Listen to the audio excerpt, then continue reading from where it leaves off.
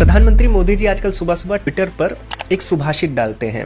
सुभाषित का मतलब हो गया संस्कृत के सुविचार, अच्छी सीख मिलती है। लेकिन एक सुभाषितानी ऐसा है जो मैं चाहता हूं कि प्रधानमंत्री मोदी जी तक पहुंचे।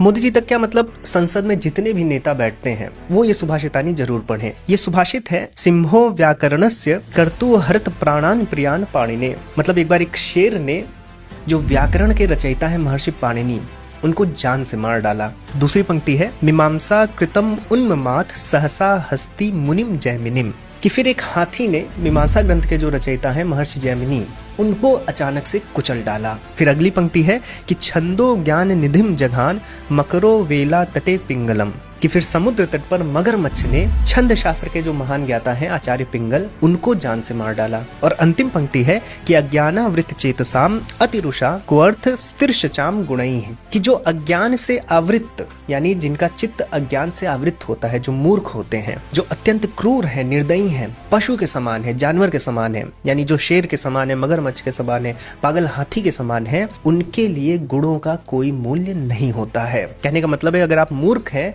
तो एक ज्ञानी व्यक्ति का क्या मूल्य है समाज में, वो आपको समझ में नहीं आएगा। तो अब प्रश्न यही है कि क्या भारत की जो सत्ता में बैठे लोग हैं, जो लीडर्स हैं, जो नेता हैं, जो संसद में बैठते हैं, क्या वो भी पशुवत ही बिहेव कर रहे हैं? कि आज हमारे समाज में जो टैलेंटेड बच्चे हैं उनको यूनिवर्सिटीज में, IITs में, एम्स में सीट नहीं मिल रही, वही जिनके 8 नंबर आ रहे हैं, 9 नंबर आ रहे हैं, कहीं कहीं पर 0 नंबर, 1 नंबर पर भी सीट मिल जा रही है। तो क्या ये टैलेंट की हत्या नहीं है? आज रिजर्वेशन का गोल टैलेंट बढ़ाना नहीं है, रिजर्वेशन अब वोट बैंक बन गया है। प्रधानमंत्री जी बहुत गर्व से आते हैं मंच पर और मंच से आह्वान करते हैं कि अटल बिहारी वाजपेयी जी के बाद अब नरेंद्र मोदी जी को ये सौभाग्य मिला है कि वो रिजर्वेशन को 10 साल और आगे बढ़ाएंगे।